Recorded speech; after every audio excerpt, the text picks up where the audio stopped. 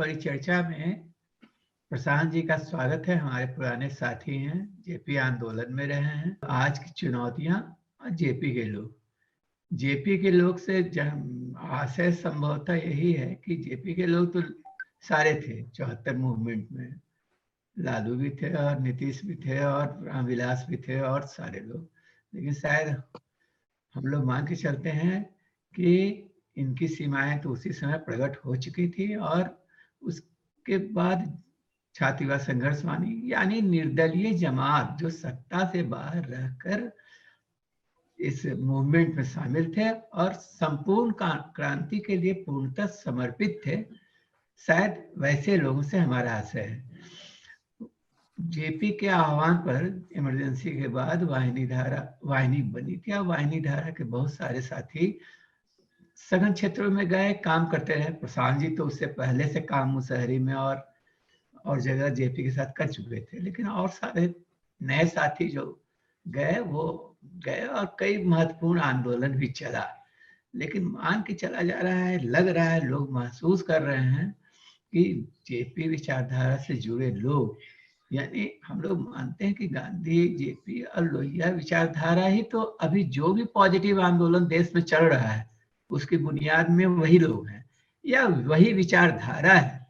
लेकिन जो सचमुच जो करीबी माने जाते थे जेपी की प्रेरणा से, जो युवाओं का जो जमात निकला था, उसमें हाल के दिनों में दिखाई दे रहा है कि बौद्धिक जुगाली तो बहुत हो रहा है, लेकिन जमीन से जुड़कर लोग काम नहीं कर रहे हैं ठीक से। और अभी की चुनौतियों को कितना सामना कर पाएंगे, जो सबसे बड़ा संकट है वो ये कि इस विचारधारा से जुड़े लोगों में या इस विचारधारा में नई पीढ़ी के लोग शामिल नहीं हो रहे हैं। खुद हमारे बच्चे भी उसमें शामिल नहीं हो रहे हैं। हम ये कह सकते हैं कि वो मानवीय बनेंगे और कुछ बातों पर प्रतिशील दिखेंगे, लेकिन जो जमीन से जुड़ के काम करना इस चुनौतियों का, तो मेरी समझ है कि मध्यम वर्ग भी बहुत कुछ बदल गया है। और कुछ लोग मानते हैं कि वो ऐतिहासिक परिवेश अभी नहीं बना है जिसमें लोग हम जैसे उस समय लोग कूद पड़े थे। तो हम प्रशांत जी से इसी बारे में इस मुद्दे पर उनको आमंत्रित करते हैं कि अपनी बात रखें कि जेपी विचारधारा या उनसे जुड़े लोगों की जो धारा थी वो सूख क्यों रही है, उसको कैसे फिर से पल्लवित किया जाए और उनकी क्या भूमिका हो सकती है।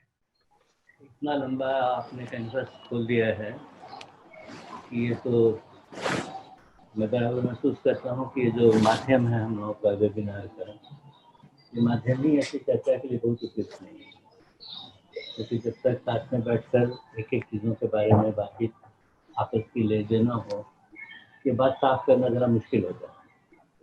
और एक तरफ से बात कही जा रही है तो ऐसा है नहीं कि किसी एक के पास सारी बातों का जवाब है कि कोई जवाब कह दिया जाए। और आप हेमंत जी, रामशरण जी जैसे सब लोग हैं जिन सब की आपस की बातचीत में से ही कोई रास्ता समझ में आता है। मैं जिस तरह से उसको देखता हूँ, मैं अगर हम लोग 74 से 77 का दौर जयप्रकाश जी के जीवन से निकाल दें तब समझ में आता है कि जेपी बचते क्या।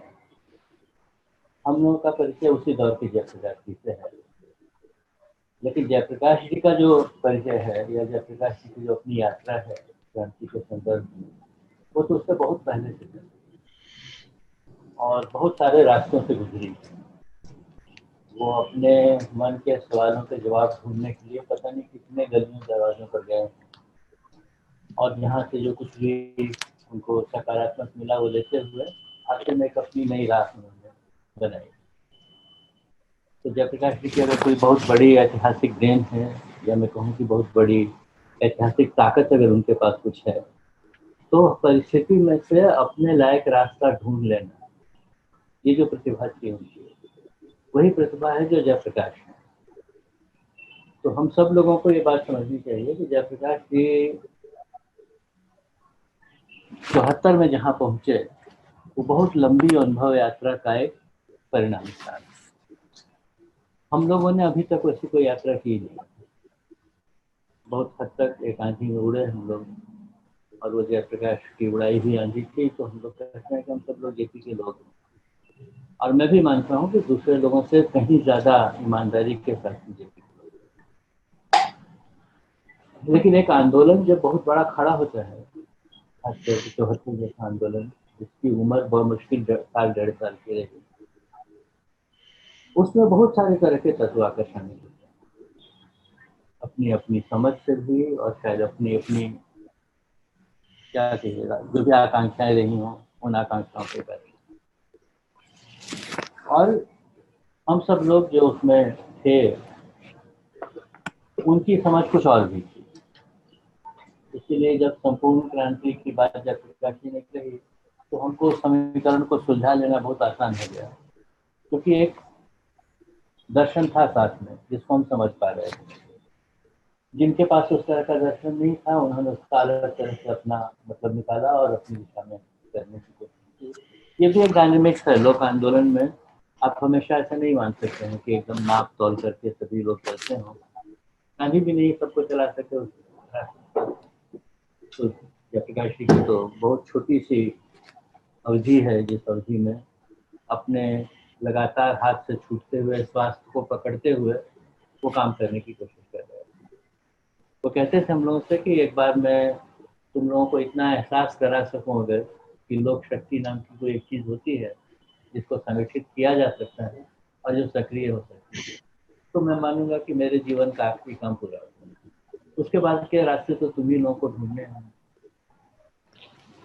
जो चंडीगढ़ जेल की कविता है वो बराबर में याद करता हूँ कि समान धर्मा तरुणों का कंठ का किरण मार्ग, अगर मेरा जीवन कुछ सुगम बना जाए तो मैं मानूंगा कि सफल हो गया। यानी उनको ये तो पता है कि मार्ग बहुत कंठ का किरण है, आगे भी मुश्किलों में से इसको गुजरना पड़ेगा। तो उसमें अगर मैं कुछ आसानी पैदा कर सकता हूँ समझ के स्तर पर, कार्यक्रम के स्तर पर, तो मैं मानूंगा कि मैंने अपनी भूमिका अदा की। खोजना तो आप ही लोगों को। तो क्रांति की विशेषता ही है कि हर दौर में जो लोग भी उस विचारधारा को मानते हैं उनकी ये जिम्मेवारी है कि वो रास्ता ढूंढे, बना हुआ रास्ता कहीं है नहीं। तो हम लोगों के सर्वोदय आंदोलन के एक वरिष्ठ साथी थे दादा जिनेन्द्र मजूमदार। वो इस शब्द से बहुत चिढ़ते थे जब लोग कहते थे कि दादा मार्गदर्शन कीजिए। तो कहते थे अरे मार्गदर्शन मार्ग मालूम होता तो करने की जरूरत पड़ती क्या, तो मार्ग खोजन कर रहा है और उसमें हम तुम सब लोग साथ में हैं। मेरे पास थोड़े अनुभव हैं, थोड़े तुम लोगों के हैं, मिल करके रास्ता ढूंढते हैं। तो अभी भी जो दौर है हम लोगों का वो मैं मानता हूँ कि इस मार्ग खोजन का दौर। रास्ते के मूल्य क्या है वो हम जानते हैं, लेकिन उन मूल्यों को लेकर के जिन रास्तों से जिन गलियों से गुजरना है उसमें आज कल और कल तीनों परिस्थितियों में तीनों कालों में अपनी भूमिका तय करना, ये अपने आप में कठिन काम है। तो जैसा आपने कहा वैसा सभी लोग कहते हैं और मैं उनको कहता हूँ कि इतनी बहुत ही सही बात नहीं है कि जयप्रकाश के लोग इतनी तीव्रता से इस काम में नहीं लगे हुए हैं। दरअसल में क्या है, तीव्रता भी कैसे नापे आप? अगर जी अपने कमरे में बैठे हुए बहुत तीव्रता से इसमें से रास्ता ढूंढने की कोशिश की चिंता में है तो उनको और मैदान में जो लोग काम कर रहे हैं उनको मैं बराबर से पढ़ लेता हूँ। मुझको इसमें बहुत भ्रम नहीं है इस बात का, क्योंकि क्रांति की पूरी यात्रा में बहुत ही अलग अलग तरह की भूमिकाएं अलग अलग समय पर लोगों को निभानी होती। कोई गांधी कोई जयप्रकाश ऐसा आता है जो एक्टिविस्ट भी होता है और सोचने वाला भी होता है और नए रास्ते भी खोज लेता है। वो तो एक बहुत ही अलग तरह की प्रतिभा है। हम लोग तो अपनी अपनी प्रतिभाओं को जोड़ लें शायद तो कुछ हद तक इस दिशा में आगे बढ़ सकते। तो मैं देख क्यों रहा हूँ ये कि बहुत तरह की ताकतें खड़ी हुई हैं। आज का जो दौर है इसमें जो ताकतें हम लोगों को चुनौती दे रही हैं, जिनको मैं लोकतंत्र विरोधी ताकतें मानता हूँ। बहुत सारे नाम उनको देते हैं, फासिज्म और सांप्रदायिकता वगैरह के, वो ठीक है पहचान के लिए, लेकिन मोटे तौर पर यह है कि जो संसदीय लोकतंत्र है जिसको हम बहुत अधूरा मानते हैं और जिसको पूरा करने की कोशिश में हमने 74 में कुछ काम किया। उस लोकतंत्र की मर्यादित सीमा के भीतर भी जो लोग अपने को बहुत असहज महसूस कर रहे हैं और उन सीमाओं को तोड़ करके कुछ नया लाना चाहते हैं, वो ताकतें एक तरफ हैं, और इस ढांचे को बनाए रखकर इसको समृद्ध करने की कोशिश में लगी हुई ताकतें एक तरफ। तो ये जो ताकतें हैं, इनको बहुत सारी नई चीजें सोचनी पड़ेंगी। समाज में नई तरह की ताकतें खड़ी हो रही हैं, उनके साथ क्या अनुबंध अपना दिखाएगा। जैसे ये एक छोटी सी बात अगर कहूँ तो ये किसान आंदोलन जो भी हुआ और जो एक तरह की सफलता तक पहुंचा, एक तरह की इसलिए कह रहा हूँ कि ये किसान आंदोलन अगर इसको सफलता मानकर चलता है तो हमारे 74 के जो बहुत सारे साथी 77 की सफलता को सफलता मानकर चले गए थे, वैसे ही हो जाएंगे। तो ये सफलता बड़ी सीमित सी सफलता हुई। तो किसान आंदोलन के साथ जुड़ना और उनके सामने क्रांति का एक बड़ा फलक खोलने की कोशिश करना, ये भी एक काम है जो हम लोग को करना है। हाँ, इसलिए कह रहा हूँ कि अभी एक दूसरे फेज में आंदोलन पहुंचा है, करना है, इसमें भी जुड़ने की और इसको बड़ा आधार देने की जरूरत है।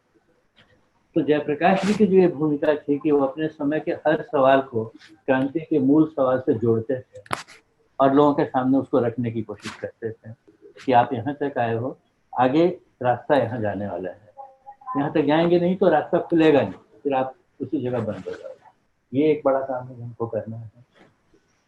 और अपनी छोटी बहुत समझ और अपनी छोटी बहुत पहुंच के बीच में मैं ये कोशिश करता रहता हूँ कि राजनीतिक दलों के जो लोग हैं जिनमें थोड़ी बहुत समझ बाकी है, उनके साथ भी एक संवाद बना कर रखना चाहिए। इस तरह की जो ताकतें काम कर रही हैं समाज में, जो उभर रही हैं, उनके बीच में पहुंचना बहुत ज़रूरी है। उनसे कट कर हम रह नहीं सकते हैं और अपनी ताकत जो है वो अपनी तरफ से खड़ी की जाए, इसकी कोशिश नहीं करते। और मैं आपको बताऊं कि मेरा अपना अनुभव ऐसा है कि बहुत ज़्यादा बड़े पैमाने पर बहुत ज़्यादा सकारात्मक भाव से नवयुवक हमारी तरफ आते हैं। उनको संभाल कर रखना और उनको बराबर ही महसूस कराना कि उनको एक बड़े धरातल की तरफ ले जाने की योग्यता हमारी है, ये एक बहुत बड़ी चुनौती है जिसमें हम कम पड़ जाते हैं। कम इसलिए पड़ जाते हैं कि जो जयप्रकाश जी की भूमिका थी उस भूमिका को निभाने में हम कम पड़ जाते हैं। इसमें मेरा अपना आकलन ये है कि हमारी समझ की थोड़ी मर्यादा हो जाती है। जो एक छोटा सा दौर 74 से 70 के बीच का साल 1.5 साल का हम लोगों को आसमान में उड़ने का मिला, उसने इतना कुछ नहीं दिया है हमको कि हम आगे का रास्ता भी ढूंढने में सफल होते। तो उसमें अपने सबको दिमाग जोड़ने की, अपनी समझ जोड़ने की जरूरत है। अगर ये हम लोग माने कि पार्लियामेंट्री डेमोक्रेसी का जो एक खास तत्व है कि आज कौन सत्ता में है, तो मोटे तौर पर तो हम कहते हैं कि सत्ता में कोई भी है उसकी बहुत फिक्र हम नहीं करते हैं। सत्ता में जो भी है उस पर अंकुश कैसे किया जाए उसकी हम बहुत फिक्र करते हैं। लेकिन तभी परिस्थितियाँ बहुत बदलती रहती हैं, तो फिक्र करनी पड़ती है कि सत्ता में कौन। और जब कोई एकदम ऐसी ताकत सत्ता में आ जाती है जो संसदीय लोकतंत्र के सामान्य मूल्यों में भी विश्वास नहीं करती, तब जरूरत पड़ती है कि उसको वहां से हटाया जाए। और कोई ऐसे लोग जो टूटे फूटे ही हैं लेकिन कम से कम इस मूल्यों में इस तरह से उसको तोड़ने की कोशिश नहीं करेंगे, उनको सत्ता में लाने की कोशिश की जाए। क्योंकि जयप्रकाश जी का जो वो लक्ष्मण रेखा बनी हुई है कि हमको खुद सत्ता में जाना नहीं है, सत्ता की राजनीति करनी नहीं है, समाज परिवर्तन की ताकतों को इकट्ठा करके सक्रिय बनाना, वो भूमिका हम छोड़ नहीं सकते हैं। लेकिन साथ में ये भूमिका भी है जो हमको निभानी है, इस दिशा में भी काम करने की जरूरत है। और अच्छा प्रशांत जी, समय कम है तो हम दो चीज समझने के लिए कह रहे हैं। और ये एक तो ये कि किसान आंदोलन के बारे में जो आपका आकलन है, हम लोग भी मानते हैं किसान आंदोलन। अभी जैसे आज ही न्यूज खबर आ रहा है कि सरकार कह रही है कि हम फिर से लाएंगे कानून थोड़ा बदल के। हम एक कदम पीछे हटे, माने 2 कदम आगे बढ़े हैं, माने उनकी नीयत साफ थी। तो किसान आंदोलन कैसे व्यापक होगा और मास से कैसे जुड़ेगा किसान, तरह तरह किसान हैं, तो उसमें खास तरह किसानों का ये आंदोलन है। खैर दूसरा चीज है कि क्या, लेकिन आप क्या ये फील करते हैं कि पिछले मोदी के आने के बाद लगातार जो आंदोलन हो रहा है उसमें धीरे धीरे शांतिमयता या लोगों को ये एहसास होने लगा है कि शांतिमय तरीके से ही आंदोलन चल सकता है इस देश में अब? क्या आपको लगता है कि ये ऐसा है, या ये भी एक फौरी रूप में लोगों ने मान लिया है, या क्योंकि नागरिकता वाला जो कानून था, चाहे ये है सही विवाह का आंदोलन था, कुल मिला के जो लेफ्टिस्ट हैं चाहे और तमाम तरह के लोग हैं जो लोग गांधी की तस्वीर भी रखना नहीं चाहते थे और शांतिमयता और अहिंसा से भड़कते थे, अब वो इस पर इस बात को समझ रहे हैं और आंदोलन को शांतिमय बनाए रखने की कोशिश कर रहे हैं। तो ये अस्थायी परिवर्तन है समझ में लोगों के, या ये वैसे ही? नहीं, ऐसा तो नहीं है। दो बातें हमेशा ही होती हैं विचार और सिद्धांत के मामले में, कि एक आप सिद्धांत के रूप में चीज़ों को स्वीकार करते हैं और एक आप रणनीति के रूप में चीज़ों को स्वीकार करते हैं। हाँ, वही हम कहना चाह रहे हैं। रणनीति किस जगह पर पहुंचकर आपके विश्वास में बदल जाएगी, ये कहना बहुत आसान नहीं है, लेकिन प्रक्रिया तो वही है। तो मैं जो देख रहा हूँ नागरिकता के आंदोलन के शुरू के दौर में, जब मैं उन लोगों के बीच में जाता था और थोड़े दिन के बाद जब ये सब बातें चलने लगी, तो मैंने देखा कि उनकी रिसेप्टिविटी, उनकी समझ में बहुत ज़बरदस्त परिवर्तन हुआ। और जिस शांतिमयता वगैरह को या धरना जुलूस वगैरह जो कुछ चल रहा था, उसको एक तरह का हथियार मानकर चल रहे थे, उसमें उनका विश्वास बदल गया।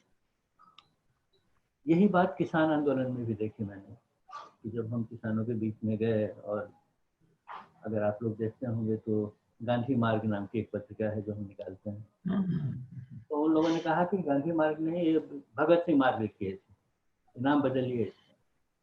तो मैंने कहा बदल देते हैं, अगर तुम लोगों को इसमें ज़्यादा आसानी लगती हो कि भगत सिंह मार्ग कहने मार्ग खुलता है तो ज़रूर बदल लेंगे, लेकिन समझाओ तो मुझको कि भगत सिंह का मार्ग क्या था।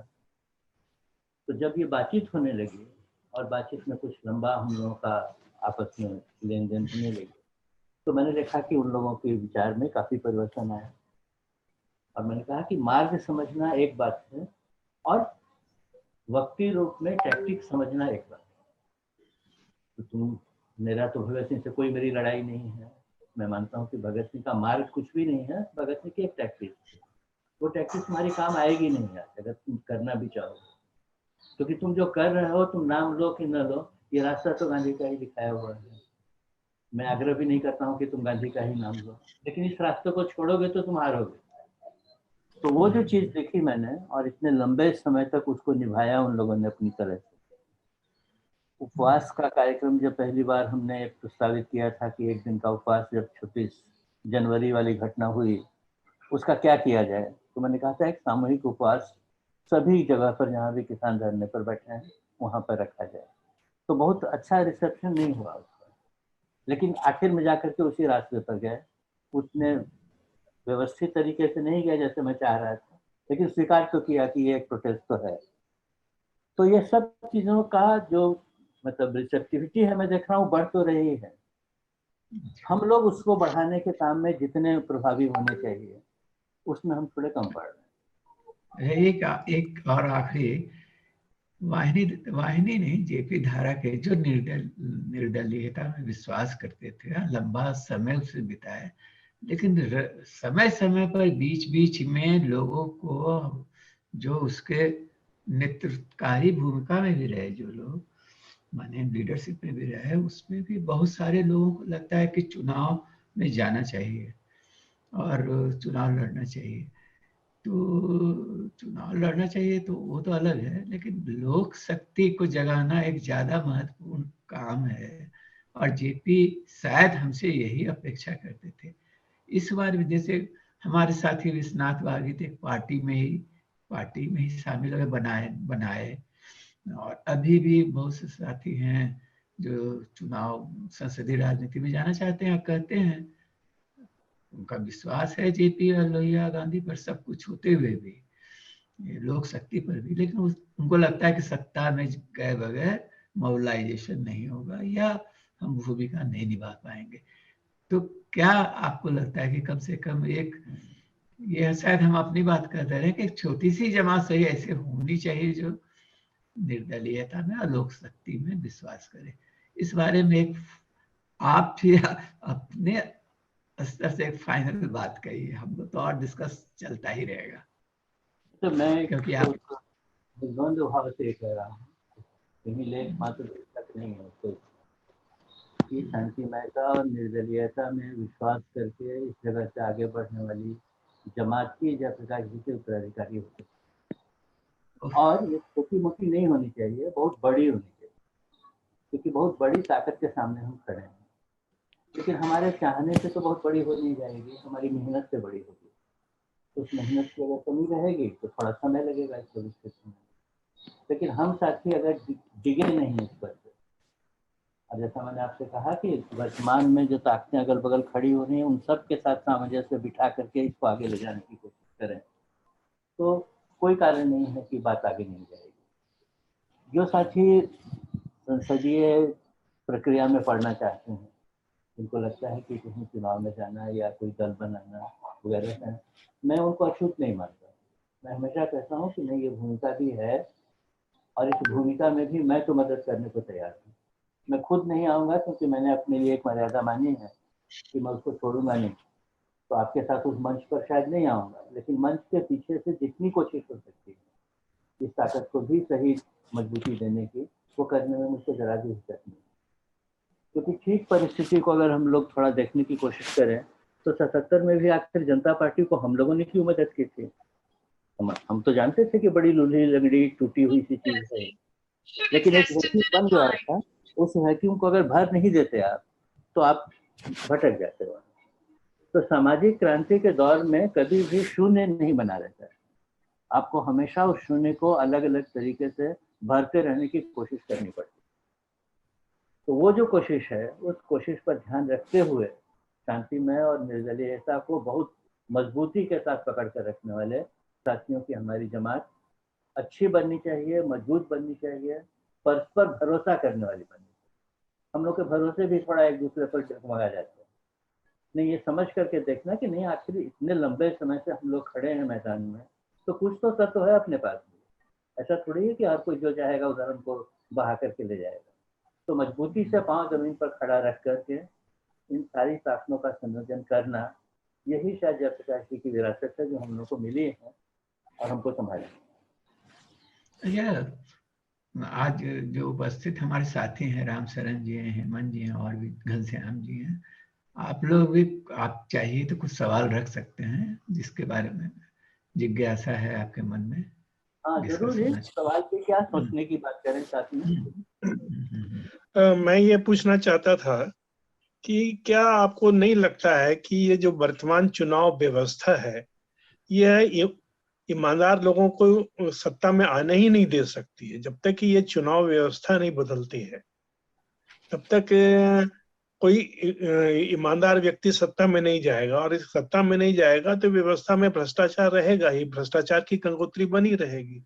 तो ये जो पूंजीपतियों का और सांप्रदायिकता का जो गठजोड़ बना है, इसको तोड़ने के लिए चुनाव प्रक्रिया में सुधार जरूरी है, ऐसा? जी हाँ, आप बिल्कुल सही कह रहे हैं। और इसीलिए आपने देखा होगा कि कम से कम 3 रिपोर्टें तो जयप्रकाश जी ने अपने समय में ही चुनाव सुधार के लिए कमीशन बनाकर तैयार करवाई और देश के सामने रखी। यानी चुनाव प्रक्रिया में सुधार करवाना एक बड़ा काम है जो होना चाहिए। लेकिन साथ में आप ये भी सोच के देखिए कि आखिर ये चुनाव प्रक्रिया जो है, इस प्रक्रिया में हम ही लोग तो शामिल हैं, कहीं बाहर से तो कोई आया नहीं है। तो हम सब लोगों की जो अपनी कमजोरियां हैं, जो हमने अपने आंदोलन में भी उभरती हुई देखी हैं, वही वहाँ भी रिफ्लेक्ट करती हैं, वही प्रतिबिंब वहाँ भी दिखता है। तो अपने ऊपर कितना काम करने की जरूरत है, अपने ऊपर जब तक हम लोग बहुत कड़ाई के साथ, जो मैं बराबर ऐसा कहता हूँ कि अपने प्रति निष्ठुर होने की जरूरत है। हम लोग अपने प्रति बहुत सॉफ्ट होते हैं, दूसरों के प्रति बहुत निष्ठुर होते हैं, उसमें से जवाब मिलता है। तो चुनाव प्रक्रिया अगर ठीक होनी चाहिए, ईमानदार होनी चाहिए, अच्छे लोगों को आगे बढ़ने का मौका मिलना चाहिए, इस काम को वही लोग कर सकते हैं जो खुद उसमें घुसने की कोशिश नहीं करते। खुद घुसने की कोशिश करने वाली कमजोरी अगर मन में बनी हुई है तो आप चुनाव प्रक्रिया के सुधार वाला काम नहीं कर पाए। तो फिर कसौटी वही हो जाती है जो पूरे जीवन जयप्रकाश जी ने हमारे सामने रखी। इन सब चीजों से अलग हट करके भी आवाज लगाना और एक प्रेशर खड़ा करना, ये स्ट्रेटजी थी उनकी, वो स्ट्रेटजी हमारी भी। तो चिंता तो होती है कि चुनाव प्रक्रिया में कोई सुधार हो, लेकिन सुधार करने की जो प्रोसेस है वो बाहर से ही हमको शुरू करानी पड़ेगी, खड़ी करनी पड़ेगी। और कोई साथी? घनश्याम जी। हाँ, प्रशांत जी को नमस्कार। हाँ, एक तो कि मुझे मैंने समझने की कोशिश मैं कर रहा हूँ कि छात्र युवा संघर्ष वाहिनी का मित्र मिलन अभी हो रहा है 30, 31 और 1 को बोधगया में। और एक चर्चा ये चल रही है अनेक साथियों में कि हम लोगों को आज के समय में छात्र युवा संघर्ष वाहिनी जैसा संगठन का निर्माण करना चाहिए, क्योंकि अलग अलग तरह के लोग संगठित हो रहे हैं। किसान संगठित हो रहे हैं, महिलाएं संगठित हो रही हैं, मजदूर संगठित हो रहे हैं, लेकिन युवा वर्ग जो है संगठित नहीं हो पा रहा। और जैसा कि मुझे जानकारी है कि आपने भी युवकों को संगठित करने की कोशिश की थी संघर्ष वाहिनी के बाद बम्बई में रहते हुए, तो इसके बारे में आपके अभी जो चुनौतियां हैं उसको सामना करने के लिए युवकों को किस तरह से संगठित किया जाए, छात्रों और नौजवानों को किस तरह से संगठित किया जाए, यह है मेरी जिज्ञासा है आपसे जानने की। क्या संभव है भी कि नहीं? उसमें तो घनश्याम जी कोई दो राय हम लोग के बीच में हो ही नहीं सकती है। इस तरह का संगठन बनाने की बहुत बड़ी जरूरत है। अब जैसा आपने कहा कि हमने कोशिश की थी, तो की थी नहीं, वो कोशिश अभी भी है और चल रही है। और मुझको जब आकलन करता हूँ, मैं खुद को भी तोलता हूँ मैं कि मैं कितना योग्य हूँ इन सब चीज़ों को करने का, मेरी लायकियत कितनी है, तो मैं देखता हूँ कि काफ़ी बड़ा काम हुआ है। 20 साल हो गए करीब राष्ट्रीय युवा संगठन को बने हुए, और शायद ही कोई दूसरा संगठन होगा जो गांधी मूल्यों के प्रति इस तरह से समर्पित होकर 20-25 सालों से काम करे, जिसमें कहीं भी विक्षेप नहीं हुआ, वो कभी भटके नहीं अपनी तरफ। कम संख्या में है, उसमें शायद मेरी भी अपनी मर्यादाएं हैं। आप सब लोग उससे जुड़े हैं, आप सब लोग उसमें शामिल हों और उसको आगे बढ़ाने की कोशिश करें। कि मैं बराबर चाहता रहा हूँ, जहाँ मौका मिला है करता भी रहा हूँ। ये तो एक सब लोगों से सम्मिलित प्रयास की जरूरत है इसमें। लेकिन इसमें कोई दो राय है ही नहीं कि जयप्रकाश जी ने जो 2 मूल्य हमको दिए थे, निर्दलीयता के और शांतिमयता के, उसको पूरी तरह से विश्वास में पकड़कर युवकों को संगठित करने की जरूरत है।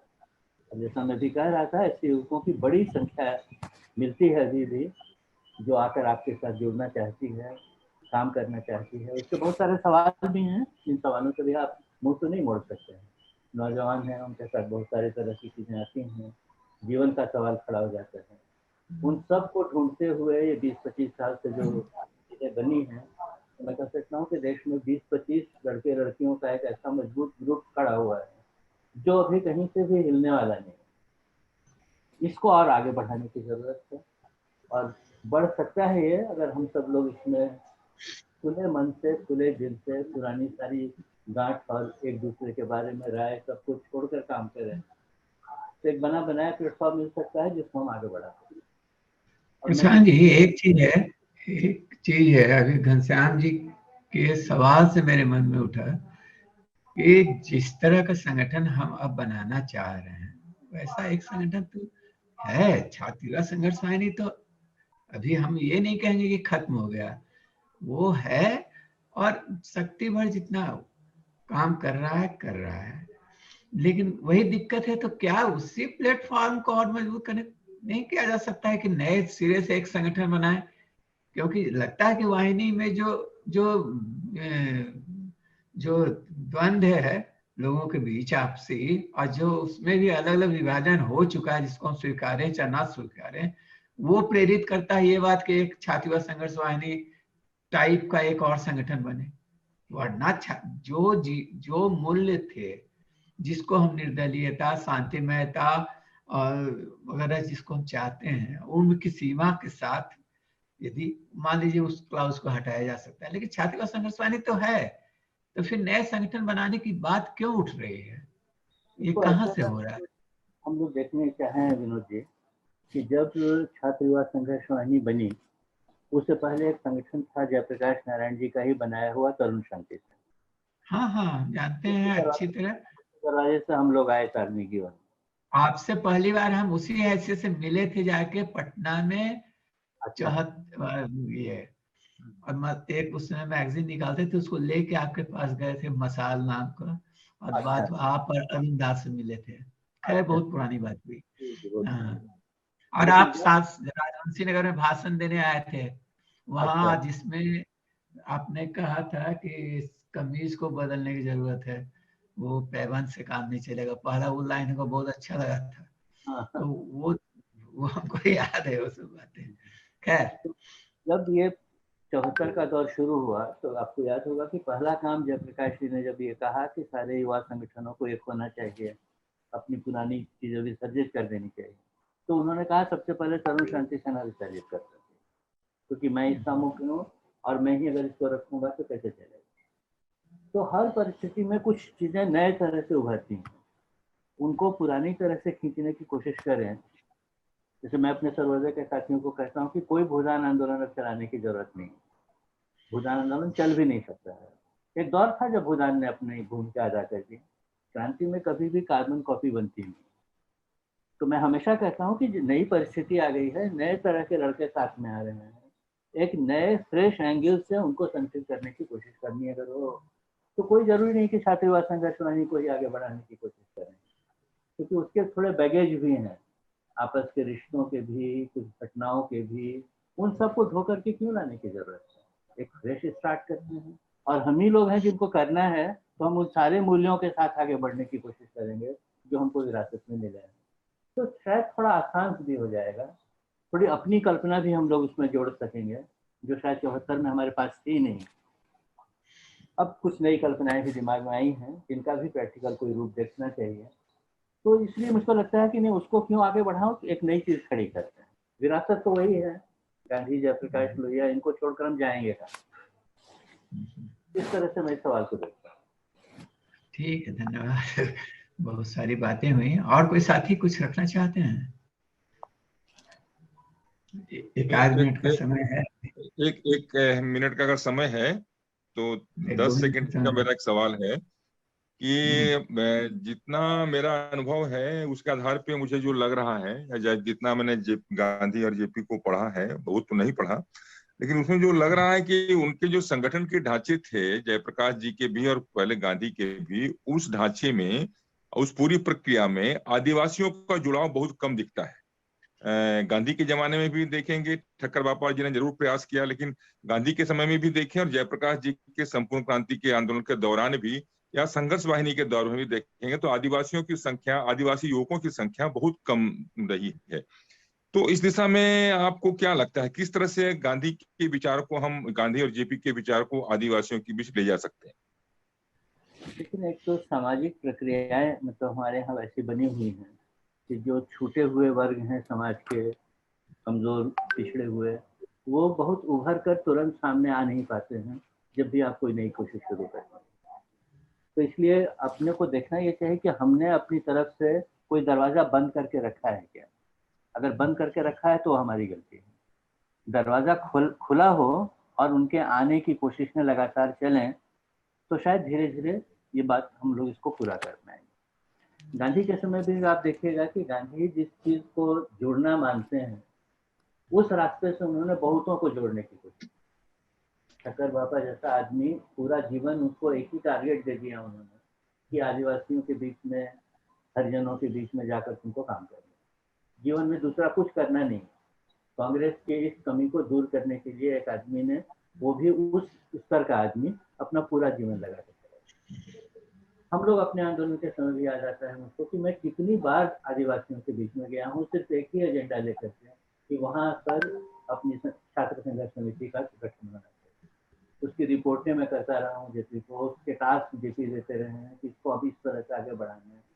लेकिन जितना दौर का काल था हमारे पास उस काल में, और जितना छोटे अनुभव थे हमारे, मैं तो पता नहीं आप लोगों को कहूँ तो मुझको अच्छा लगेगा कहने में, कि अब मैं सोचता हूँ कि अगर आज जितनी समझ हम लोगों की है, ऐसी कुछ समझ उस समय होती तो इस बूढ़े आदमी को हम लोग बहुत मदद करते थे।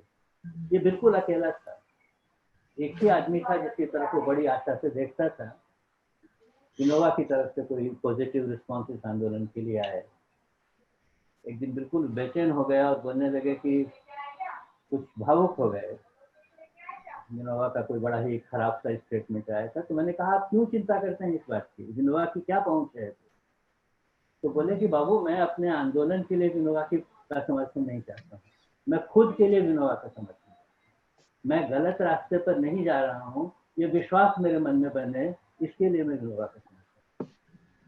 तो ये वाली जो बात है ना, तो हम लोगों को भी इस तरह की जरूरत पड़ती है। मैं भी कुछ करता हूँ तो जरूर सोचता हूँ हेमंत जी क्या कहेंगे इसके बारे में, घनश्याम जी कैसे सोचेंगे, क्योंकि घनश्याम जी वो साथी हैं जिनकी तरफ देखता हूँ कि इनकी तरफ से कोई ऐसी बात नहीं आनी चाहिए जो मुझको सोचना पड़े कि सही कदम हुआ कि नहीं। तो ये जो आपस की लेन देन वाली रिश्तेदारी है ना, इसको जितना हम लोग अपने मतलब गांठों को छोड़ करके बढ़ाने की कोशिश करेंगे, उतनी ताकत हमारी बढ़ेगी।